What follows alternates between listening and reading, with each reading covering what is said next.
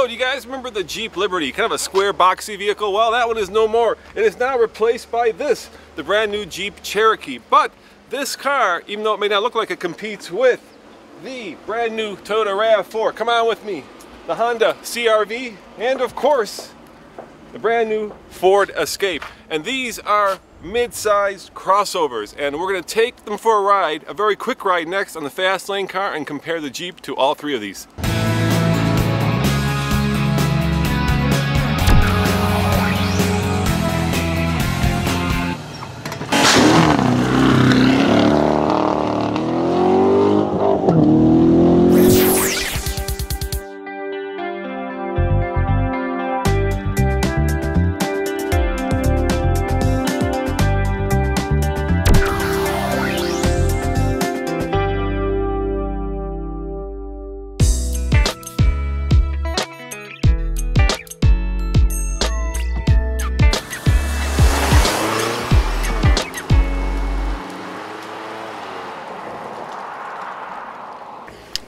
What I have here, folks, is the Toyota paperwork.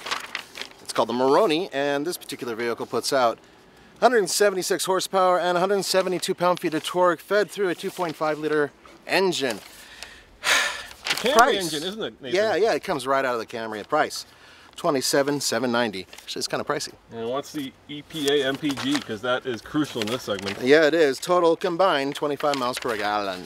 All right, well, let's take it for a ride and see how it compares to the brand new Jeep.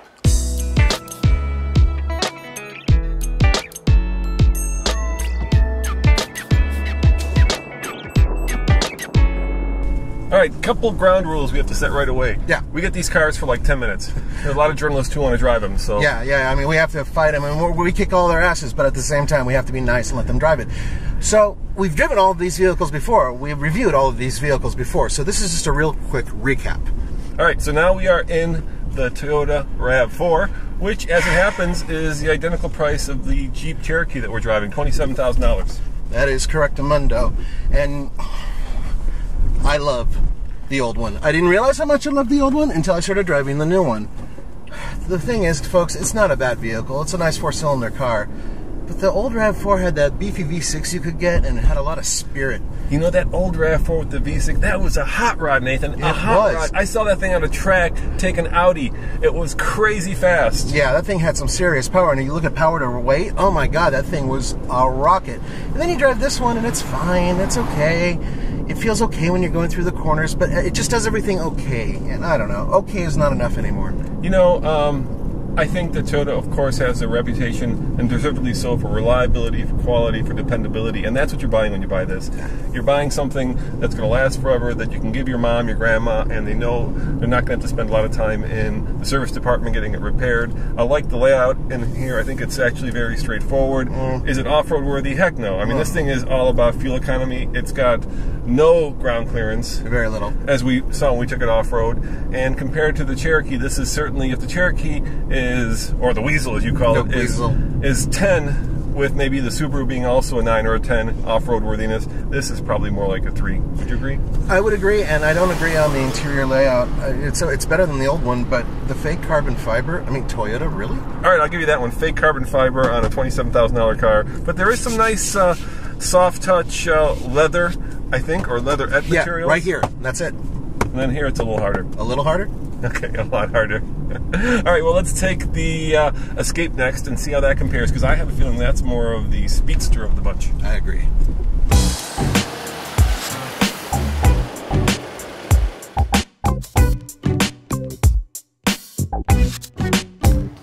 Oh, Nathan, they did not provide us with a comparable vehicle for the Escape, because this is the EcoBoost that puts out 240 horsepower, and it has all the bells and whistles. So it gets 24 mpg, but check this out. The price, as tested, $36,000. So it really doesn't compete with the base Cherokee. Yeah, but there is a V6 version, isn't there? There is a V6 version of the Cherokee that does compete with this, but today we're comparing it to the 4. So we're doing the best that we can. Let's take it for a ride.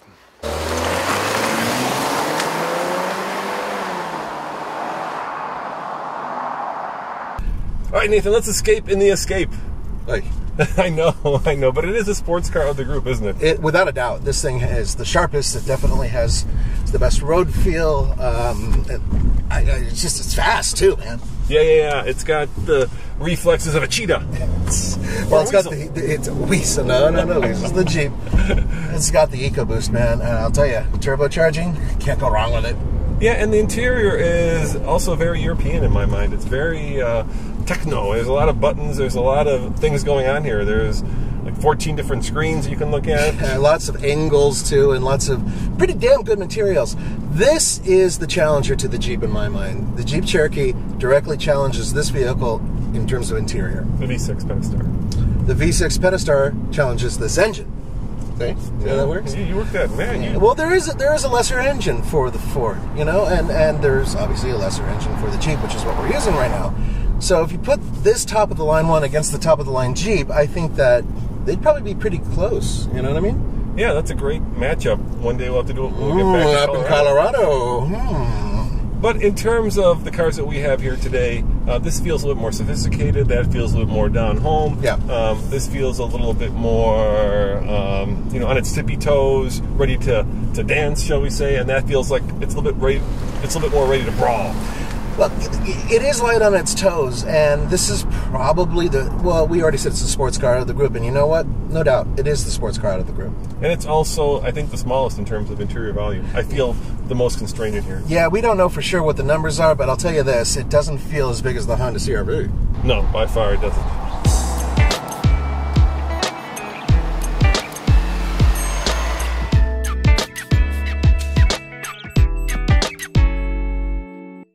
Ladies and gentlemen, I have the Monroney for the Honda CR-V, and here are the facts and figures. This is a 185 horsepower, 2.4 liter dual overhead cam engine that is mated to a 5-speed automatic transmission. It gets 25 mpg combined, and perhaps the most important number is, voila, $26,975. That is the as-tested price. So let's take it for a ride and see how it compares to the others.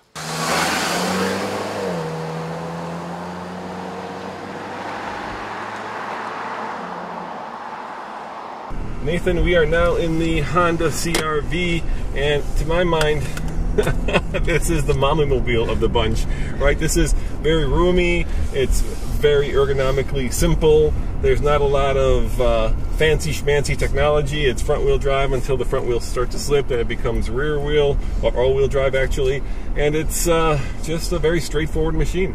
In a word, squishy, which is a good thing. If you like a really smooth ride, this has the best ride out of any of the vehicles in this class. It's enough to put you to sleep. I mean, in the back seat, of course. But if you have family, right? If you have family in the back seat, yeah. And it's also probably the least sporty of the bunch. Let's face it, this is one of the most popular vehicles in the segment. Honda's very conservative about this. They don't want to rock the boat. They don't want to mess with sales, and so they're not going to do anything that's revolutionary. Well, yeah, that's kind of typical for Honda, at least in the United States. And the other part is, look, these things are known to be very reliable, very safe, very frugal. Very roomy? Yeah, extremely roomy, and you know what? Some people just want that. Now, on the other hand, guys who have a little lead in the pencil want something that has more more horsepower, more stamina, more just want to be a little stronger, and so you won't find that here. Yeah, cojones. I didn't want to say it. I thought you'd say this. So that, you know, but that's just a big deal for some people. So obviously, if you have passion, this isn't for you. But if you just need a really good appliance, this is it. This is awesome. No, I think that's being a little too harsh. I think this is a great car for the family. It does everything a family needs, and that does not include go off-road, because we took it off-road. It did all right. It did okay. Yeah, it did okay. But it's not something that you would relish bashing boulders with. It's something that you're terrified of actually scraping the bottom of. And that, we're, of course, comparing a Jeep based on off-road worthiness, and this segment isn't about that. It's about fuel economy, and this car does really well. It does do really well, and that's despite the fact that it has the least amount of gears compared to the other ones. It does have this eco button. Eco button!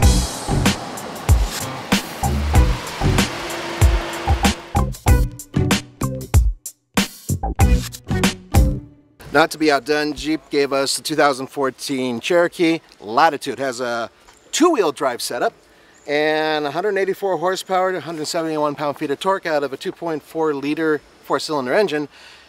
Price is tested, $28,380. a little pricey. How about MPGs? Are they on there? Let's see here. MPGs, yes, combined 25 miles per gallon. Which is about the same as the others. It is about the same, but it does get 31 miles per gallon highway.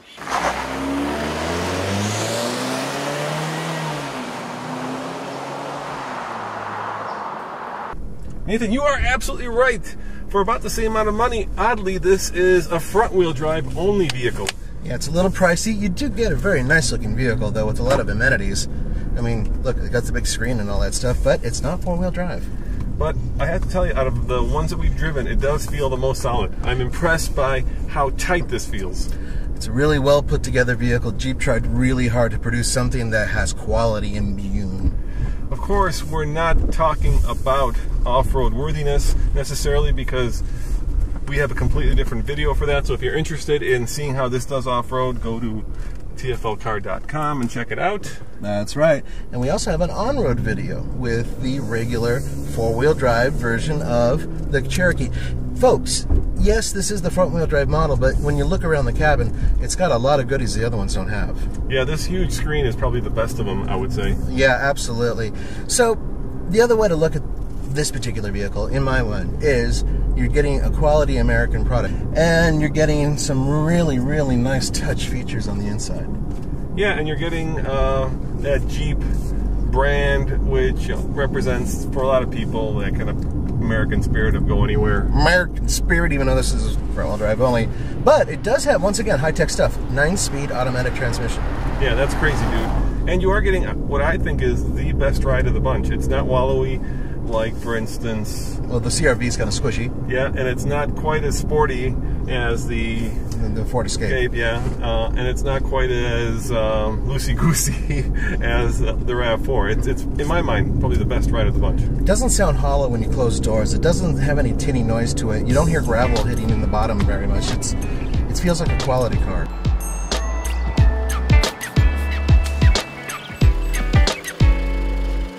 So this has been a very quick comparison because we get the cars for only like 10 minutes, but I think it gives you a good sense of what each one's strengths and weaknesses are. Absolutely. You get a little taste of what each one has going for it. And I can tell you this, Jeep was very smart with the ones they brought out, because the only vehicle we feel they should have brought out that they didn't is the Subaru Forester. We think that one is right up there, but bringing out the Ford Escape, that was a really big gamble because it's a fine vehicle. And it's got a lot of torque and it's got a lot of power. That's right. As always, this is Roman and Nathan saying thanks for watching, and remember, subscribe for a new car video every day. We'll see you guys next time. That's Ciao. right. Peace.